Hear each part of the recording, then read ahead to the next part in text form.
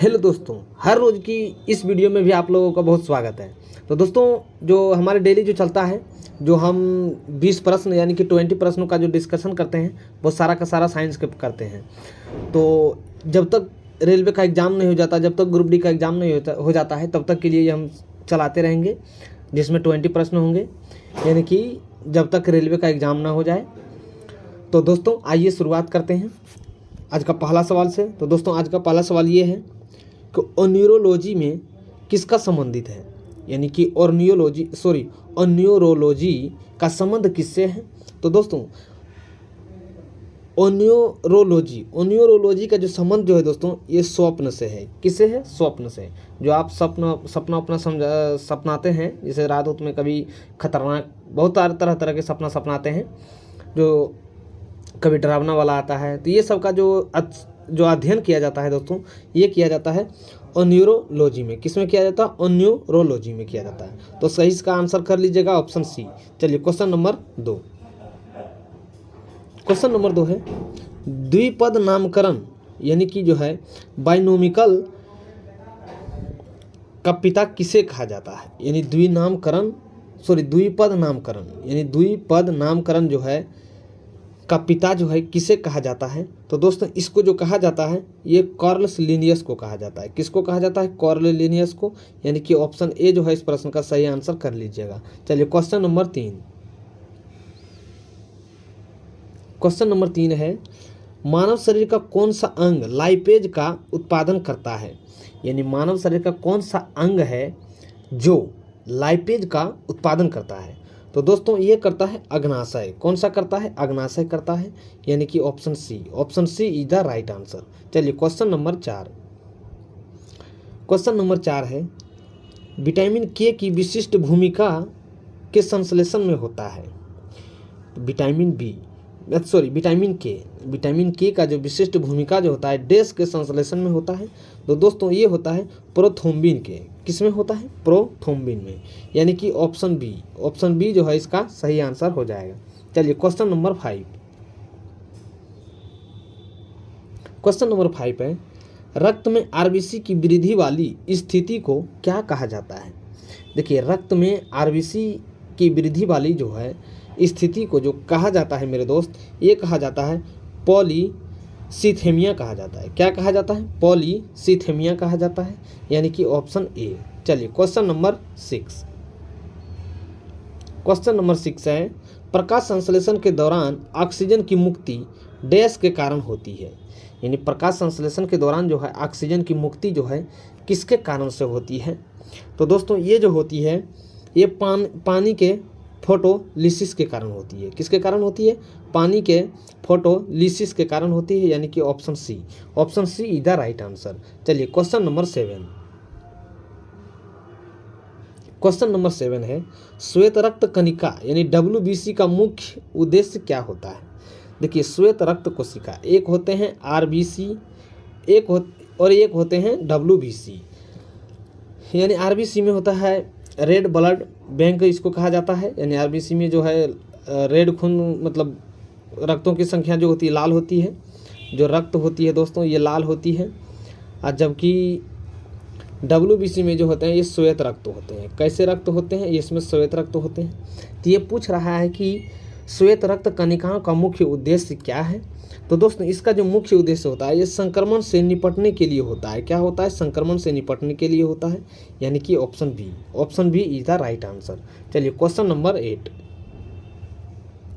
Question number 8 है मानव शरीर की सबसे बड़ी धमनी कौन सी होती है। देखिए, मानव शरीर की जो सबसे बड़ी धमनी जो होती है ये होती है, एक एओर्टा होती है, दूसरी होती है महाधमनी, यानी कि option C. Option C is the right answer. चलिए क्वेश्चन नंबर 9। क्वेश्चन नंबर 9 है ऑन्कोलॉजी किसके उपचार से जुड़ा हुआ है। देखिए, ऑन्कोलॉजी जो है, यानी कि ऑन्कोलॉजी जो है किसके उपचार से जुड़ा हुआ है। तो दोस्तों, ये जुड़ा हुआ है कैंसर से। किससे जुड़ा हुआ है? कैंसर से, यानी कि option C. Option C is the right answer. चलिए क्वेश्चन नंबर 10। क्वेश्चन नंबर 10 है मानव शरीर में छोटी आंत और बड़ी आंत में कौन सी लंबा होता है। यानी कि जो है मनुष्य के शरीर में जो होती है छोटी आंत और बड़ी आंत में कौन सबसे लंबा होता है? तो दोस्तों ये जो होता है छोटी आंत जो है सबसे लंबा होती है। क्या होती है? छोटी आंत जो है सबसे लंबा होती है। दोस्तों बड़ी आंत जो होती है ये कुछ मोटा साइज में होती है, जबकि थोड़ी दूर में बंद हो जाती है। जबकि बड़ी छोटी आंत जो होती है दोस्तों ये बहुत लंबी दूरी तक होती है। तो सबसे इस बात का ध्यान रखिएगा कि मानव शरीर में सबसे छोटी और बड़ी आंत में जो सबसे लंबी होती है वो छोटी आंत की होती है। क्या होती है? छोटी आंत की होती है। यानी कि जो है ऑप्शन सी जो है इस प्रश्न का आप सही आंसर कर लीजिएगा। चलिए ऑप्शन बी जो है इसका सही आंसर कर लीजिएगा। चलिए क्वेश्चन नंबर 11 पे आते हैं। मनुष्य का नाखून किससे बना होता है? देखिए मनुष्य का जो नाखून होता है दोस्तों ये किससे बना होता है? तो ये जो मनुष्य का नाखून बना होता है ये केरोटिन का बना होता है। किससे बना होता है? केरोटिन का बना होता है। मनुष्य के जो नाखून होते हैं उसमें रक्त नहीं होते हैं, उसमें जो है रक्त नहीं होते हैं। तो इसका भी एक बार ध्यान रखिएगा। छिपकली का जो पूँछ होता है, छिपकली का पूँछ जो होता है उसमें भी रक्त नहीं होता है, उसमें भी रक्त नहीं होता है। मनुष्य का नाखून काटने से जो है पुनः जो है उसका निर्माण हो जाता है। उसके बाद जो इसका छिपकली का पूँछ भी काटने पर जो है उसका पुनः निर्माण हो जाता है। तो इस बात पे आप ध्यान रखिएगा। तो इसका सही जो आंसर हो जाएगा ये ऑप्शन बी हो जाएगा। चलिए क्वेश्चन नंबर 12। धमनियाँ रक्त ले जाती है जो भरा हुआ होती है, क्या होती है? यानी धमनियाँ जो है रक्त ले जाती है जो भरा हुआ होती है। यानी कि जो धमनी जो रक्त ले जाती है उसमें क्या भरा हुआ होती है? तो दोस्तों इसमें जो भरा हुआ रहता है इसमें ऑक्सीजन भरा हुआ रहता है। क्या भरा हुआ रहता है? ऑक्सीजन भरा हुआ रहता है। यानी कि option A is the right answer. चलिए क्वेश्चन नंबर 13। हमारी आंखों में लेंस का मुख्य कार्य क्या होता है? दोस्तों देखिए हमारी आंखों में जो लेंस का जो मुख्य जो कार्य होता है दोस्तों ये होता है फोकल दूरी को बदलने में काम करता है। क्या करता है? फोकल दूरी को बदलने में काम करता है। यानी कि option A is the right answer. चलिए क्वेश्चन नंबर 14। पेनिसिलिन का आविष्कार किसने किया था? बहुत लॉलीपॉप सवाल है। पेनिसिलिन का आविष्कार किसने किया था? तो दोस्तों जो भी अलेक्जेंडर फ्लेमिंग लगा रहे होंगे वो सही आंसर लगा रहे हैं। यानी कि option B is the right answer. चलिए क्वेश्चन नंबर 15। क्वेश्चन नंबर 15 है पृथ्वी के अध्ययन को क्या कहा जाता है? ये भी बहुत लॉलीपॉप सवाल है। इसको बनाइए, देखते हैं कौन कौन सा आंसर लगाते हैं। पृथ्वी के अध्ययन को क्या कहा जाता है? तो दोस्तों पृथ्वी के अध्ययन को जो कहा जाता है वो भूविज्ञान कहा जाता है। क्या कहा जाता है? भूविज्ञान कहा जाता है। जीव विज्ञान का अध्ययन जो कहा जाता है बायोलॉजिकल में कि इसका प्रयोग किया जाता है। पारिस्थितिकी विज्ञान का जो है पर्यावरणीय में किया जाता है। जबकि भूविज्ञान का संबंध जो है पृथ्वी के अध्ययन से किया जाता है। तो ऑप्शन सी जो है इस प्रश्न का सही आंसर हो जाएगा। चलिए क्वेश्चन नंबर 16। क्वेश्चन नंबर 16 है मानव शरीर में प्रोस्टेट क्या है? मानव शरीर में जो है प्रोस्टेट क्या है? तो दोस्तों मानव शरीर में प्रोस्टेट जो है यह एक प्रकार की ग्रंथि है। कैसी ग्रंथि है? यह जो है मानव शरीर में प्रोस्टेट जो है एक प्रकार की ग्रंथि है। यानी कि option B is the right answer. चलिए क्वेश्चन नंबर 17। क्वेश्चन नंबर 17 है अंडाशय में डिंब के आरोपण के लिए उत्पादित हार्मोन कौन सा है? यानी अंडाशय में जो है डिंब के आरोपण के लिए जो उत्पादित हार्मोन जो होते हैं दोस्तों वो कौन से होते हैं? तो वो होते हैं प्रोजेस्टेरोन होते हैं। क्या होते हैं? प्रोजेस्टेरोन होते हैं। यानी कि ऑप्शन ए जो है इस प्रश्न का सही आंसर हो जाएगा। आप लोग भी सही कर लीजिएगा। चलिए क्वेश्चन नंबर 18। क्वेश्चन नंबर 18 ये बहुत लाजवाब सवाल है। मानव शरीर में आरबीसी और डब्ल्यूबीसी का अनुपात कितना होता है? तो देखिए मानव शरीर में आरबीसी और डब्ल्यूबीसी का जो अनुपात होता है दोस्तों ये 600:1 होता है। कितना होता है?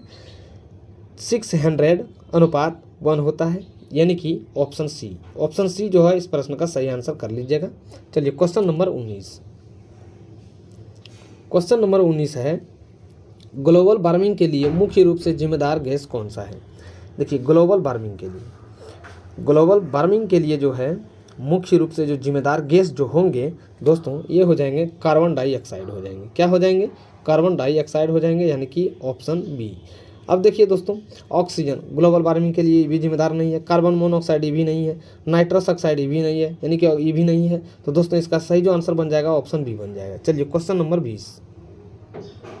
क्वेश्चन नंबर 20 है कोशिका कितने प्रकार के होते हैं? तो दोस्तों कोशिका जो होते हैं मेरे दोस्त, ये 2 प्रकार के होते हैं। कितने प्रकार के होते हैं? 2 प्रकार के होते हैं। एक होते हैं जीवित कोशिका, एक जो होते हैं जीवित कोशिका होते हैं जीवित, दूसरे होते हैं मृत कोशिका। क्या होते हैं? मृत कोशिका। तो इसको भी आप इस बात को ध्यान में रखिएगा। तो दोस्तों ये था हमारे डेली का डेली जो 20 प्रश्नों का जो डिस्कशन चलता है, जो मॉक टेस्ट के तौर पे हम चलाते हैं। ये आज का जो है डे जो था, आज ये दूसरा दिन था। तो दोस्तों एक बार वीडियो को देखना नहीं भूलिए और डेली के तौर पे जो है 20 प्रश्नों का रिवीजन कीजिए अच्छे खासे तरीके से, जो आपके एग्ज़ाम के लिए महत्वपूर्ण होंगे और आने वाले हमारे सभी एग्ज़ामों के लिए इम्पोर्टेंट है। तो दोस्तों मिलते हैं फिर नेक्स्ट वीडियो में, तब तक के लिए धन्यवाद।